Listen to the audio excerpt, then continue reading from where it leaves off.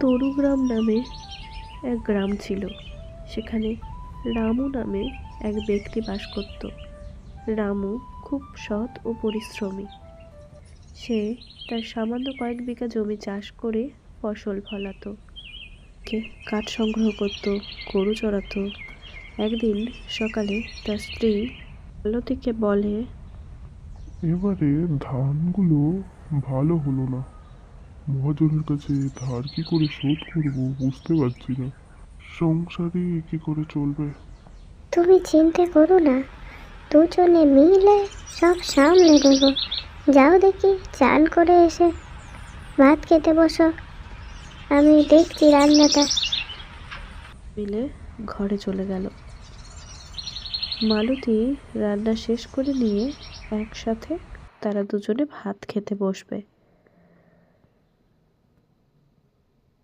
তারা ভাত খেতে লাগলো এবং মালতী খাওয়ার পর বিশ্রাম করে নিল। আর রামু বেরোলো কাঠের সন্ধানে, যদি কাঠ পাই তাই জঙ্গলের উদ্দেশ্যে রওনা হলো। বাবুই ততক্ষণ স্কুল থেকে চলে এসেছে। বাবুই মালতীর ছেলে। মালতী বাবুইকে নিয়ে পড়াতে বসালো। রামু জঙ্গলে গেল, যদি দুটো শুকনো কাঠ পায় কাল রান্না হবে। বাবুই তো ফাঁকি দেওয়ার সুযোগ খুঁজছে। পাশের বাড়ির মামি দিদি এসেছে একটু নুন চাইতে। সেই সুযোগে বাবুই গল্প জুড়ে দিয়েছে বামে পিসির সাথে। এটা ওটা সেটা হাজার রকম গল্প করছে তারা। তার মা উঠে যায় নুন আনতে। মালতীর সাথে সাথে বামি দিদিও রান্নাঘরে যায়। আর বাবুই সুযোগ খোঁজে পালানোর, কারণ তার খেলার জায়গায় অপেক্ষা করছে বল্টু। তাই সে পা টিপে টিপে একবার রান্নাঘরের দিকে একটু এগিয়ে গিয়ে সঙ্গে সঙ্গে দরজা দিয়ে পালিয়ে যায় আর ভাবে, মা এখন নেই, এই সুযোগ, দিয়ে দৌড়। কি মজা, কি মজা, কি মজা, আমরা দুজন খেলবো, চলে এসেছে বাবুই, কি মজা। বাবুই আর বিল্টু মজা করতে থাকে। ও জঙ্গলে হাঁটতে হাঁটতে কিছুটা এগিয়েই দেখতে পায় একটা বিষধর সাপ। রামু ভয়ে আঁতকে ওঠে। তারপর দেখে সাপটি কাতরাচ্ছে। সাপটি যন্ত্রণায় ছটফট করছে। তাই সে সাপটিকে মুক্ত করে এবং সাপটি থেকে একটি সুন্দর নাগকন্যা উপস্থিত হয়। চারদিকে আলোর দীপ্তিতে জঙ্গল ভরে যায়। কে আপনি, দেবী? নাগকন্যা, আমায় মুক্ত করার জন্য ধন্যবাদ। বলো, তুমি কি চাও? যা চাইবে তাই পাবে। তুমি আমার প্রাণ বাঁচিয়েছো, আমি তোমায় কৃতজ্ঞতা জানাই। আমি কিছু চাই না দেবী। যখনই বিপদে পড়বে আমি সাহায্য করব বলে দেবী প্রস্থান করে, আবার সাপ আকার ধারণ করে। 2 বছর পার হয়ে যায়। মহাজন ভানুপ্রতাপের কাছে রামু কিছু টাকা ধার করতে যায়।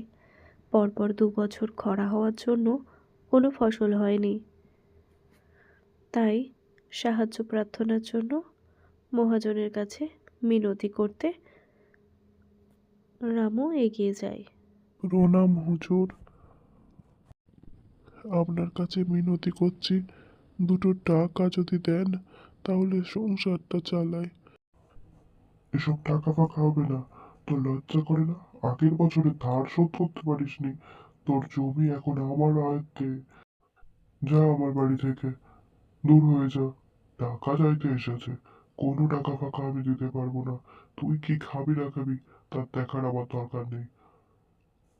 কষ্টে দুঃখে হতাশ হয়ে রামু ওই ঘর থেকে চলে যায়। জঙ্গলের পথের দিকে আবার হাঁটা শুরু করে। হাঁটতে হাঁটতে হাঁটতে জঙ্গলের এক প্রান্তে চলে যায়। 7-5 কথা ভাবতে ভাবতে জঙ্গলে একটা পাথরের ওপর বসে পড়ে। রামু মনে মনে ভাবে কি হবে তার। এইবার সারা বছর তারা খাবে কি, বউ ছেলেকে নিয়ে তার কি হবে। এসব ভাবতে ভাবতে সে খুব মনে দুঃখ কষ্ট অনুভব করে। 2 বিঘে জমি ছিল, বেশ চলে যাচ্ছিল। জমিখানাও তো দখল করে নিল। এইবার আমার কি করে সংসার চলবে? হঠাৎ জঙ্গলে নাগ দেবীর আবির্ভাব হয়। তুমি চিন্তা করো না, আমি তোমার সমস্ত চিন্তা দূর করে দেব। তুমি তোমার জমি ফিরে পাবে, তোমাকে আর ধার শোধ করতে হবে না। তুমি আমায় যে উপকার করেছো, আমি সারা জীবন তোমার বন্ধু হয়ে থাকবো। রামু বলে, তা কি করে সম্ভব দেবী? আমার যে জমি কেড়ে নিয়েছে, আমি কি করে ফেরত পাবো? আপনি যে আমার মনের কষ্ট বুঝেছেন, এই আপনাকে অনেক ধন্যবাদ। তবু আপনি যদি আমায় সাহায্য করেন, আমি চিরকৃতজ্ঞ থাকবো। তাহলে বউ ছেলে নিয়ে আমি রাস্তায় বসবো। আমার কি হবে? কি করে আমি তাদের মুখে 2টো অন্ন তুলে দেব? আমি চিন্তায় চিন্তায় পাগল হয়ে যাচ্ছি। সাহায্য করুন দেবী, আপনি সাহায্য করুন। দেবী রামুকে আশ্বস্ত করে এই বলে যে, তুমি বাড়ি চলে যাও রামু। কাল সকালে দেখো মহাজন নিজে তোমার বাড়িতে গিয়ে হাজির হবে। আমি তো আছি, তুমি একদম চিন্তা করো না। আজ আমি আসি। পরের দিন সকালবেলা নাগ দেবী মহাজনের বাড়িতে গিয়ে হাজির হয় সাপের রূপ ধারণ করে। তারপর খুঁজতে খুঁজতে ওপরের ঘরে চলে যায়, দেখে সেখানে মহাজন ঘুমাচ্ছে।